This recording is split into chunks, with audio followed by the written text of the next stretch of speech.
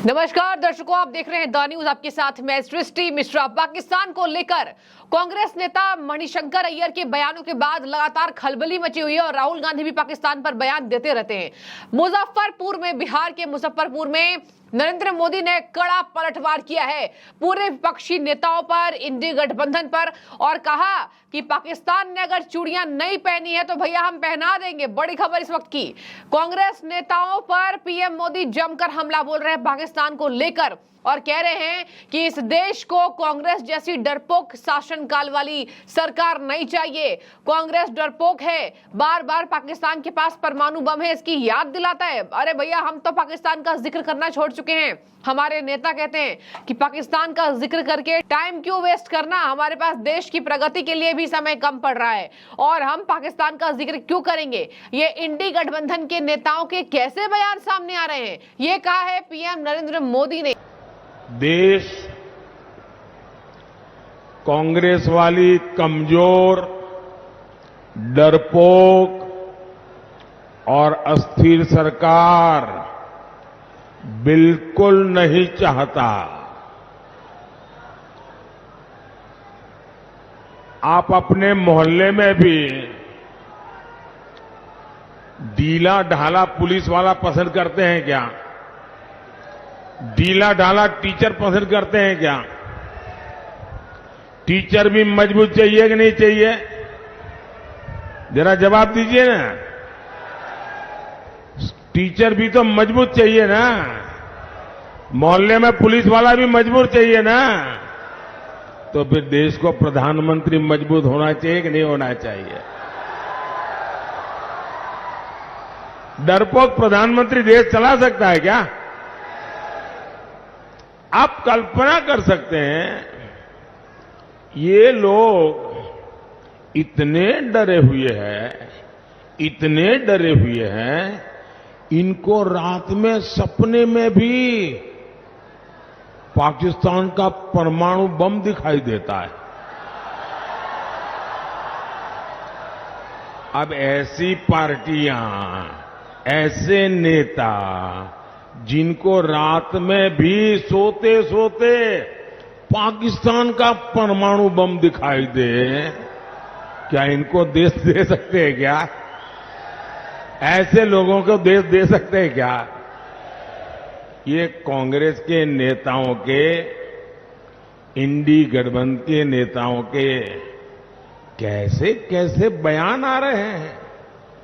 कहते हैं कि पाकिस्तान ने चूड़ियां नहीं पहनी है। अरे भाई, पहना देंगे।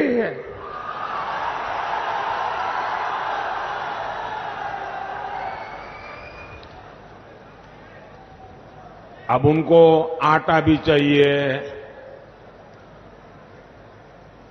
उनके पास बिजली भी नहीं है। अबे हमें मालूम नहीं है कि उनके पास चूड़ियां भी नहीं है।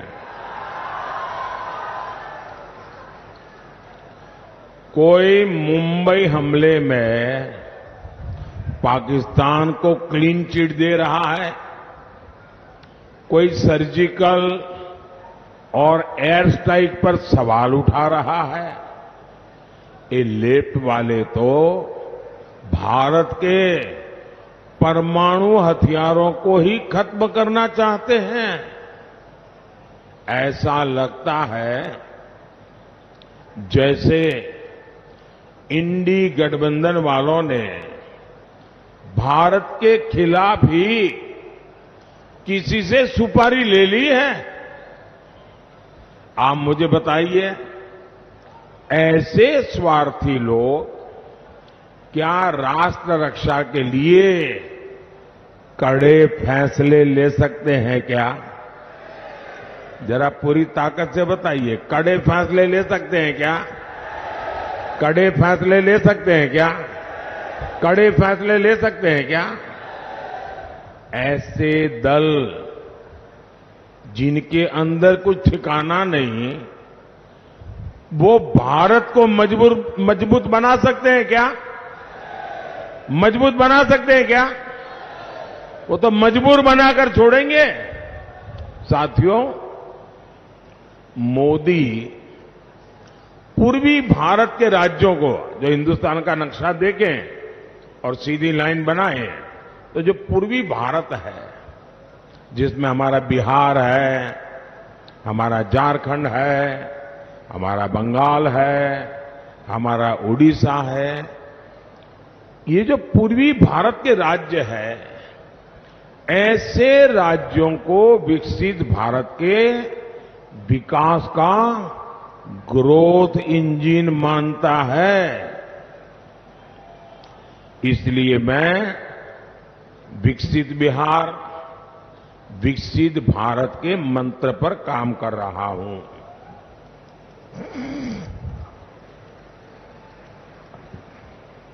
बिहार में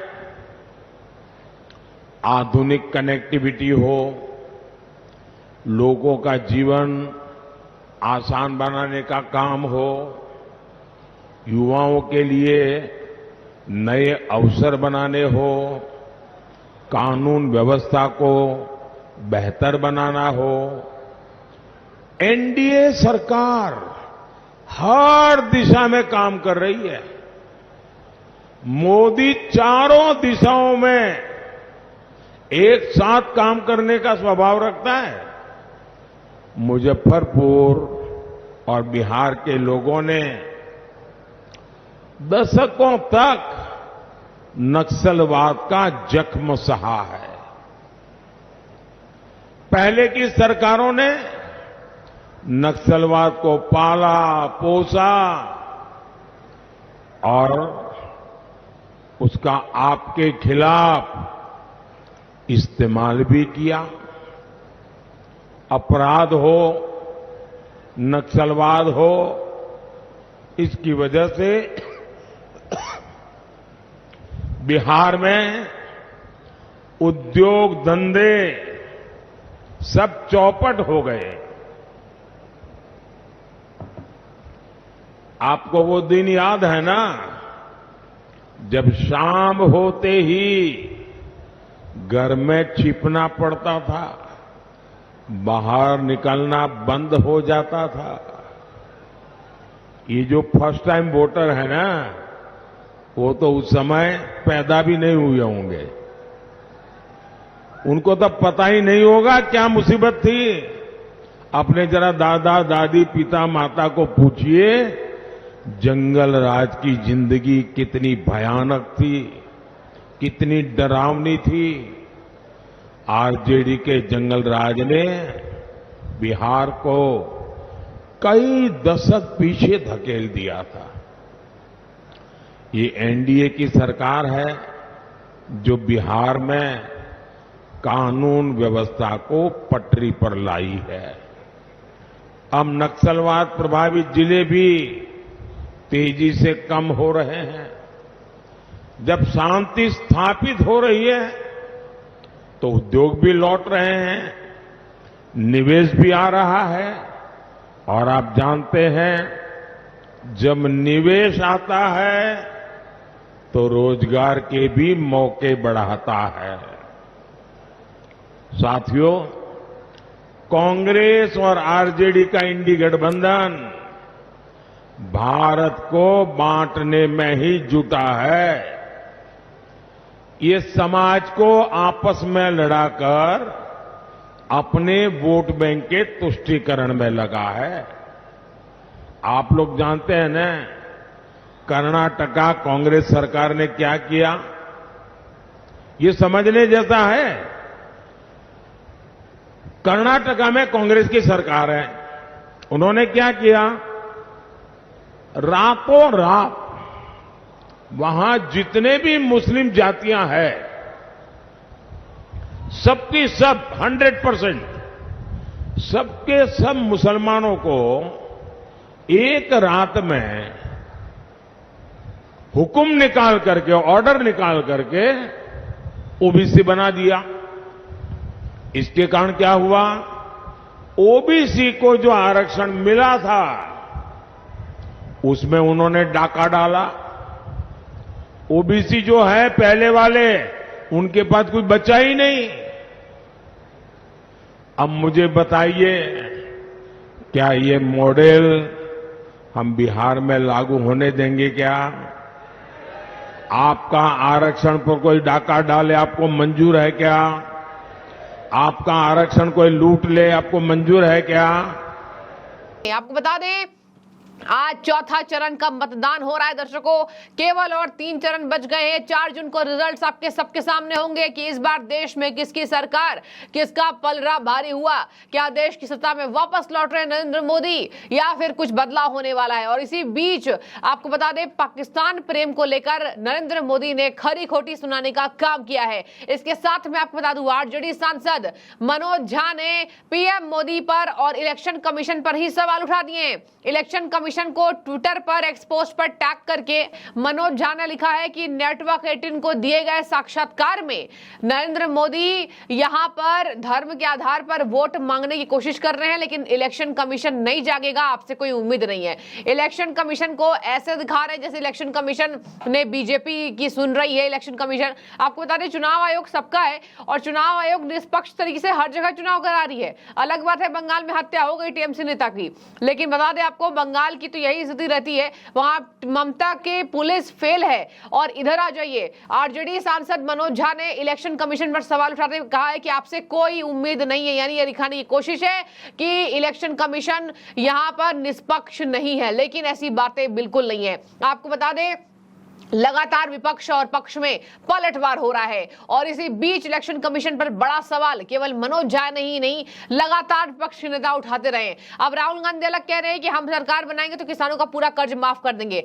बार बार पीएम मोदी पर कटाक्ष करते हुए सर्जिकल स्ट्राइक पर ये नेता सवाल उठा रहे हैं। और बता दें आपको सर्जिकल स्ट्राइक पर तेलंगाना के मुख्यमंत्री रेवंत रेड्डी ने सवाल उठाए थे और तब पीएम मोदी ने कहा जब पाकिस्तान की संसद में यह बात होती है कि भारत एयर स्ट्राइक कर रहा है तो हम चुप बैठे हैं क्या?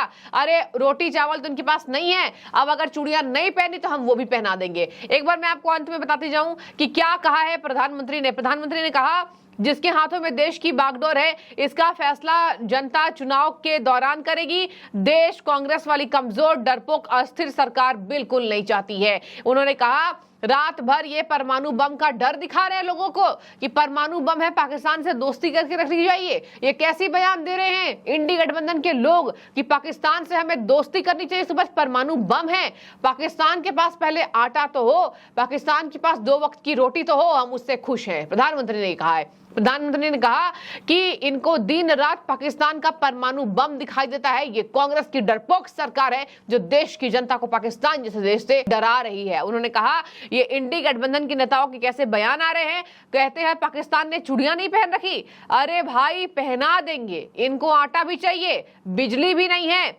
अब हमको मालूम नहीं था कि उनके पास चूड़ियां भी नहीं है। प्रधानमंत्री का कड़ा पलटवार कटाक्ष ये आया है। और बातचीत करें नेटवर्क 18 को प्रधानमंत्री ने क्या इंटरव्यू में कहा है तो आपको मैं बता दूं उसमें उन्होंने कहा है कि कांग्रेस पार्टी कहो या कोई और उनके साथी सभी दिशाहीन नजर आते हैं। कहीं पर आपको इंडी गठबंधन नजर नहीं आएगा। वो नेता तय नहीं कर पा रहे हैं, वो एजेंडा तय नहीं कर पा रहे हैं। उनको लगता है कि मोदी का घोर विरोध, मोदी को गाली गलौच, उसी के नाम पर उनका काम चल जाएगा, उसी के आधार पर चुनाव जीतना चाहते हैं। आज खासकर जो नौजवान मतदाता है वो हमेशा सोचते हैं इतना बड़ा देश, इतनी विविधता, ऐसा कौन नेता है जो उसे संभाल पाएगा। इंडी अलायंस के लोग नाम तक नहीं बता पा रहे और कहते हैं कि बाद में हमें जो है हम सरकार बनाने जा रहे हैं। तो देखिए वहां पर प्रधानमंत्री ने इन सब बातों पर जोर दिया और उसी पर मनोज झा भड़क गए। मनोज झा कह रहे हैं कि ये इंटरव्यू में कह रहे हैं धर्म के नाम पर वोट मांग रहे हैं चुनाव आयोग, तो इससे फर्क नहीं पड़ेगा चुनाव आयोग को क्योंकि हमें उनसे उम्मीद ही नहीं है। खैर